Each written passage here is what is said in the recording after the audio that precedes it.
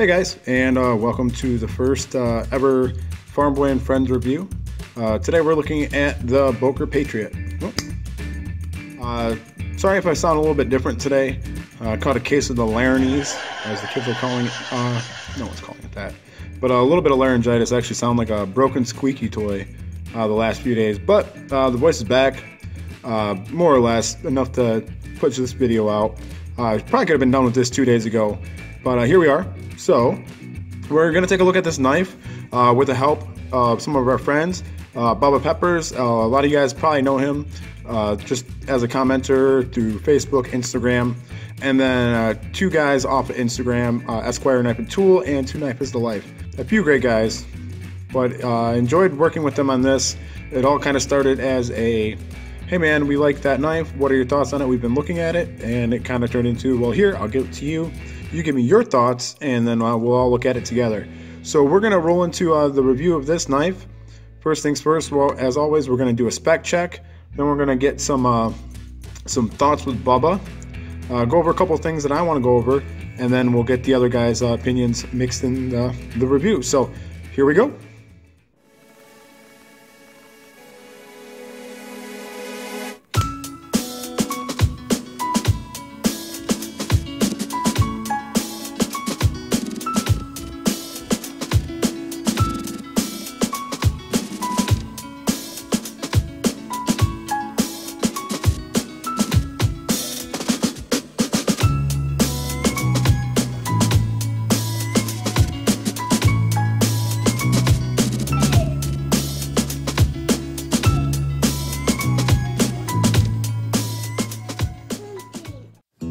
Hey Jack, Bubba Peppers. Just a quick video on my thoughts on the Boker Patriot. First of all, I know this is your first color job, but it does remind me of the copperheads that we have here in South Texas. The knife came in the other day from To Knife is Life, and I have to tell you, the edge he put on this thing is freaking awesome. It's not that high bevel ground that you see many times with the KME guys. But boy, it's mirror polished and sharp.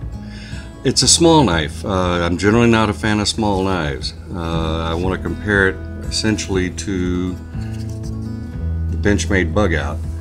And two reasons. One, the grip on the scale, the feel is very, very similar. And then the size. The Bug Out is just under 2 ounces, and I didn't weigh your Boker, but it's a little heavier than that. But size-wise, they're pretty close. And in my large hands, I get about 3.5 fingers. It's a very, very well-built knife. That backlock is going nowhere. It's also similar, one other thing real quick before I let you go, in that it's linerless. Okay? Very similar to the Bug Out. Anyway, I wanted to thank you for including me on this pass-around. And this will be on its way to the next person, and I'll get in touch with you to figure that out. Jack, again, thanks, and we'll talk to you guys later. All right, thank you, Bubba. So what we're going to do is we're going to go through the review. We're going to come back to a couple of the points that he made, talk about some of the good things about this knife, talk about some of the ones that were kind of hit or miss amongst all of us, and some of the things that we can all agree on that we don't like about the knife. One thing we did come back to quite a few times is how well this knife is made, how sturdy it is, and how strong this lockback is. Bubba already gave us our size comparison, so we know we're looking at a smaller knife. But for a small knife, this is really solid. We're going to take a look at the knife, the inside of it. I took this apart when I did the color job, and I was really impressed when I took it apart. After having to deal with so many different knives, you never know the quality until you actually really can take it apart and see how it was manufactured. So we don't normally do that, but I'm going to take it apart real quick and show you some of the things that stand out to me on why this is built really well. It is made in the USA, so that's always a good thing to support the the American manufacturing, because America. But yeah, so let's take it apart and show you a few little tidbits. All right, so one thing I can really appreciate this knife, a lot of where it gets its strength from, is this very unique lock bar mechanism that they have. Really cool. Kind of threw me for a loop when I first took it apart, because I hadn't seen something like that before. So I don't know if that's exclusive to Boker, but it's done really well, and it provides really secure lockup. And there is, like I said earlier, no noticeable blade play up and down or side to side when this knife is put together. The tolerances are really good. One other thing that I loved is all the screws are T8 across this, from the pivot all the way down to the pocket clip screw. So all these screws are keyed in, which means you don't have to ever worry about, you know, the spinning and getting another one and trying to get on the other side and line things up. So taking this apart and putting it together is actually kind of enjoyable because of how well everything fits together. So I give Boker a big thumbs up, Band-Aid thumbs up on their construction and their fit and finish. And just a quick little demonstration of how well this knife is put together before we get back into the review is I am missing all of these screws on this side. It's just those screws holding it in, and I can flick this open with no adverse side effects, and there's still no lock rock or anything. So really, really well done. All right, so now that we got it back together, one of the other things across the board that most of us seem to agree on is the design of this knife is pretty good. The blade is attractive. It's a useful blade shape. The handle looks nice. Just if you take it back and look at it, it looks like a nice knife.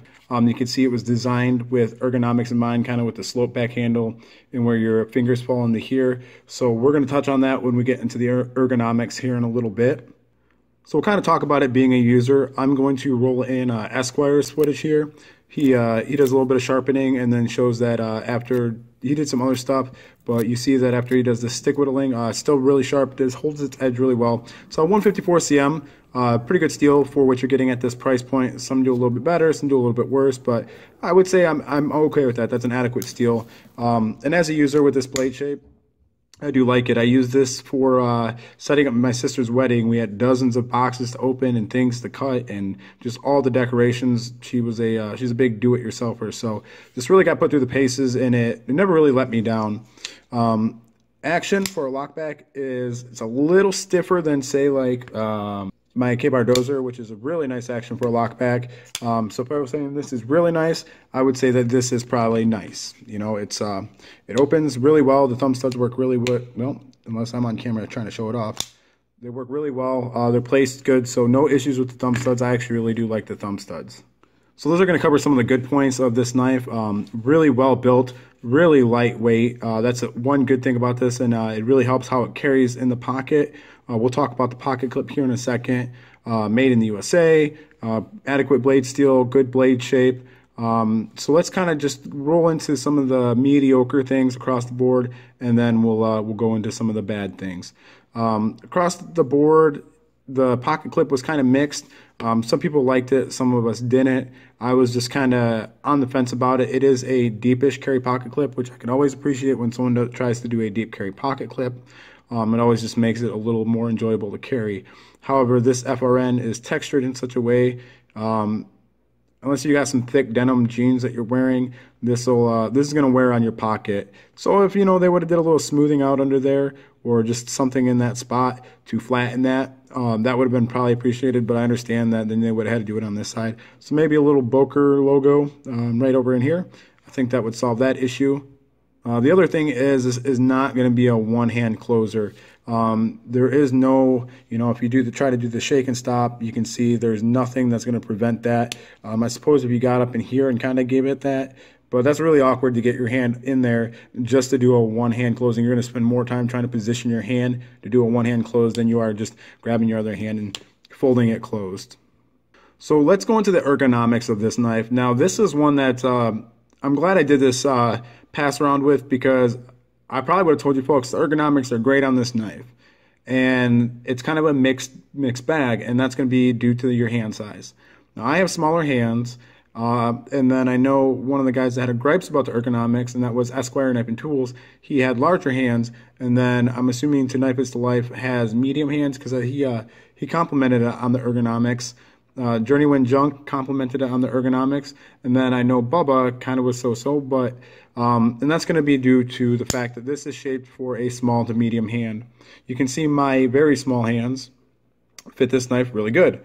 Everything lines up where it's supposed to, but there's not much sticking out there at the end. If your hand's a little bit bigger than mine, you're still going to be on there, and you're still going to be placed well on the knife. But if you have a big hand, verbatim, let me quote Esquire on here. He states, It appears there would be good ergonomics, but the index finger is crowded against the middle finger as a result of where the guard is placed behind the choil. And he's talking about this here. Now, I don't have that issue. I'm not pushed or smushed or crowded on the handle, but if my hand were larger, yeah, I could see that being an issue. So it's going to be a hit or miss. If you have large hands, this knife's not going to be for you, because going back to the artisan tutorial, it told you how you have to hold the knife. I guess this kind of has that going against it. If you have small or medium hands, no issue, guys. So another thing is going to be the jimping. I'm okay where it's at because of my small hands, but if you have a large hand, you probably are going to want it more forward, and that was another thing that Esquire brought up in his consensus on the review. So the things that are decent about this knife are decent ergonomics, asterisk, depending on your size hand, decent pocket clip, asterisk, depending on what kind of pants you're wearing. So let's talk about the bad of this knife. And there's one thing that is very frustrating on this knife. I'm gonna let you guys take a look at the knife from here, see if you guys can figure it out. It is going to be this guy right here. This is too small for my very small hands to even operate as a finger choil. And the other thing is, to knife is to life is our sharpening gentleman. He did our sharpening job on this, and he's a very good, very proficient sharpener. Now, he stated that there was an issue. Let me get in on the blade.